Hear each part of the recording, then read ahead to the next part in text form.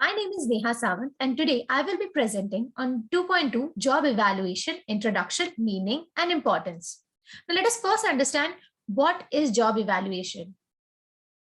Job evaluation is a process of analyzing and assessing the various jobs systematically to give them or ascertain their relative worth in an organization. So, give them a particular value or worth. Job is evaluated on the basis of their content and is placed in order of their importance.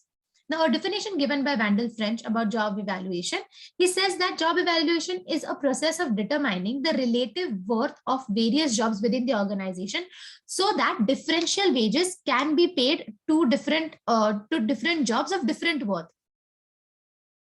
There are certain objectives of job evaluation. The first and foremost objective talks about gathering data and information relating to a job description, specification, and employee specification of various jobs in an organization, to compare the duties, responsibilities, and demand of a job with that of other jobs in that organization, to determine the hierarchy and place of various jobs in an organization, to determine the ranks or grades of various jobs, to ensure fair and equitable wages on the basis of relative worth of job or value of job are paid, to minimize wage description which can be based on sex, caste, age, region, or religion. Now, the role of job evaluation in an organization, why is it important?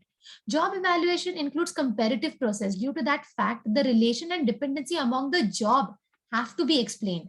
This consists of an essential determinant that allows the management, it can be through analysis of the targets, achievement, and the factor that influence the requirement of the job, to assign a corresponding proportion of every job. Now, for this reason, job evaluation usually includes an extensive analysis of roles, the objectives, and the corresponding actions and the achievement of the job. The outcome of job evaluation is the establishment of structure that aid the comparison among the job and support the evaluators to make consistent and reasonable judgments. Now, there are principles of job evaluation. The first principle, which is very clear, which talks about how to evaluate jobs and not job holders. Now, under this, jobs are rated, but no evaluation of the employee performing the job is done. Evaluation is done solely depending on the organization's reality. So here they are. So the first principle talks about how we need to evaluate the job rather than the person who is doing the job. Second is simple elements. Elements selected for evaluation must be clearly understood by all concerned. Therefore, it is important to understand the job. It requires the understanding of the job itself. This demands clear definition of all the elements related to the job. Third talks about clearly defined. Now, the elements have to be the simple elements which are required have to be clearly defined. Similar methods should be used to assess job content. That is, criteria for selection of elements should be distinct and appropriate. Managerial participation. Managers should be motivated to participate in rating the jobs. Fifth, employee participation. Employees' cooperation must be encouraged in the job evaluation process as well. Deliberation. Exchange views with manager and employees about rating, avoiding discussion of monetary aspect. This acts as a review to justify the process and judgment. So here they are asking to discuss about the rating rather than the monetary aspect with the managers. Now, moving towards the process. So as the diagram on the screen depicts, first is the objective, moving on towards the job analysis, which again moves on to job description, specification. After that stage, we lead to evaluation program, wage survey, and then last stage being classification. So the first step is basically determining the objectives of job evaluation. Now, the goal of job evaluation program must be determined before undertaking the program. The key objective of job evaluation is to identify relative worth of different job in an organization, like we mentioned in its definition, as well as the introductory para, which talk about what is job evaluation, the need of evaluating that job, understanding the need of evaluating that job, the objective of evaluating that job. Secondly, come to job analysis. Now, job analysis is a process through which required information about various aspects of job can be obtained. Written job description are then prepared to contain the information. Again, in job analysis, we have two dimensions, that is job description and job specification. Now, under job description, a profile of job information is prepared to indicate the duties, responsibilities, and working condition of work. It explains what the job entails. Then job specification indicates preparation of specification statement, which explains the necessary skill, knowledge, and ability required to perform the job. Moving on to the job evaluation program. So here, basically, after we move ahead from job description and specification, job description and specification, job evaluation programs are conducted. The wage survey is done, and employee classification is conducted. More pointers to include under this particular diagram are job rating. It includes the process of using same method to study job description and specification in order to assign a relative worth.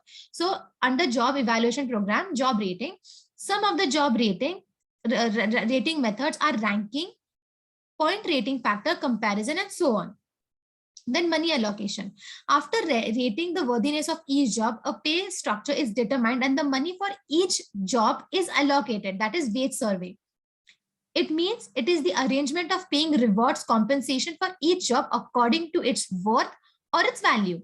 And lastly is classification. Employee classification is the last step of evaluation, which is concerned with categorization of job according to their pay scale.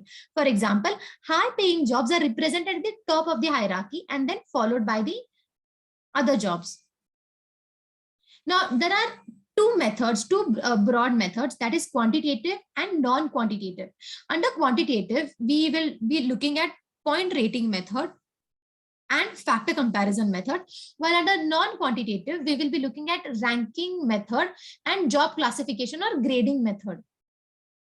Now, first is the ranking method. Now, this is the most simplest, inexpensive, expedient method of job evaluation. Each job is considered as a whole and then is given a ranking in relation to other job. So for example, the table which you can see on the screen, here we have certain job title like engineer, accountant, assistant. They are given a particular grade and their salary is decided. A ranking table is then drawn upon and ranked jobs grouped into grades. So engineering has a grade of 9. The job title of engineer has a grade of 9 with salary of 25,000. Now, the main disadvantage here of this method is that it lacks substantiating data for later use in justifying the relative position given to the job. So this method is not suitable for larger organizations. Then we go to classification method. Classification system defines the value of job, people, or teams with a written standard for a hierarchy of classification level. It involves only matching a specific job with a list of tasks in a predetermined labor grade. Each grade has a set money rate. The information obtained from job analysis becomes the basis of job grade. The job grade are placed in a proper order of their importance as a schedule. The jobs requiring more physical effort and strict supervision, but little responsibility, fall at the lower job grade, and vice versa. So there's a process to develop. So first stage involves developing a description of category of job that are to be evaluated. Second, developing standard for each category by describing the key characteristics of those jobs in that category. Match jobs to the category based on similarity of the jobs. So as you can see on the screen, here class 1 or rank 1 executives. So under the main title of executive, office manager, deputy office manager, office superintendent, etc., all fall under the one particular rank or one particular class 1. While the last class 4 is less skilled work, which involves drafters, file clerks, office boys, etc. So advantage of a classification method is jobs, people, and teams can be quickly slotted into this structure. Their classification levels have face validity for the employees. Now standard to establish values are made explicit. So the work that has to be performed on that particular level has been very clearly defined. Then is disadvantage. Many job, people, or teams do not fit neatly into a classification level. Secondly, extensive judgment is required. Third, differences between classification level may not be equal. then it creates a status hierarchy within the organization. So it divides people.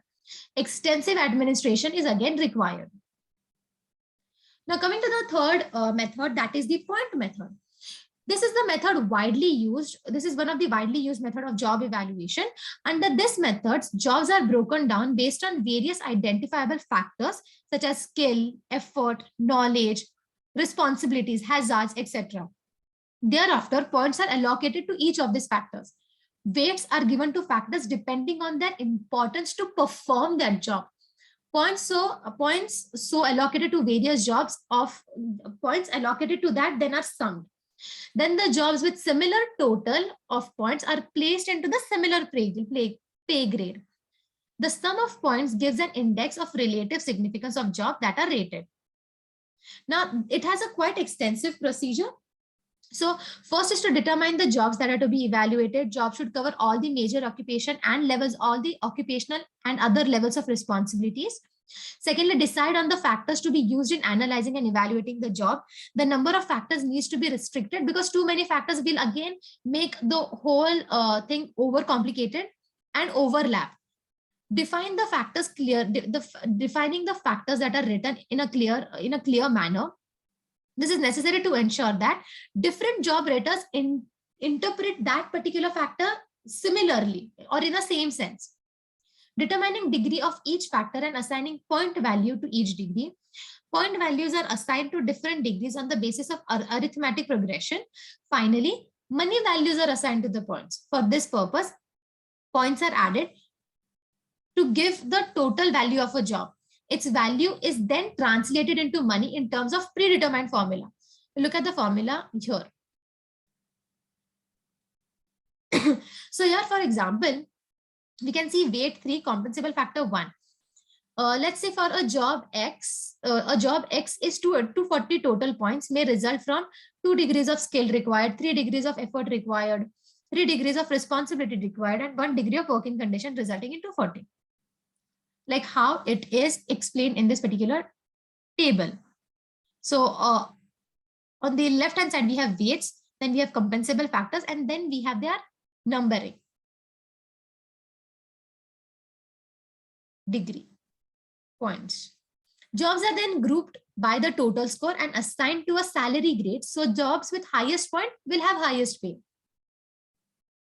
The last method is the factor comparison method. So this method is based on the assumption that all jobs contain certain common factors to determine the worth of jobs. These factors may differ in degree to which they present in different jobs. Typically, the number of compensable factor is small, that is 4 or 5. The process: select the set of benchmarks job, rank the benchmark job on the basis of each compensable factor. For each benchmark job, allocate market pay across the compensable factor. Determine the pay for each job by adding up the pay from each compensable factor. So the result, so basically the whole thing can be put in a formula that says pay range is equal to pay for skill plus the effort, responsibility, and working condition. Now, what are the advantages of this? Advantages that it's analytical and objective, reliable and valid as each job is compared to other job. Disadvantage: it is very difficult to understand and explain. Using the same criteria to access all the job is not would not be accurate. It differs. There is a difference within every organization, as with point method. Now, also this is very time consuming and costly. Now, coming to conclusion, coming to the end of the presentation, a job evaluation scheme should be chosen cautiously. It should be devised and administered on the basis of employment market of labor, bargaining power of the parties, and conditions. Thank you.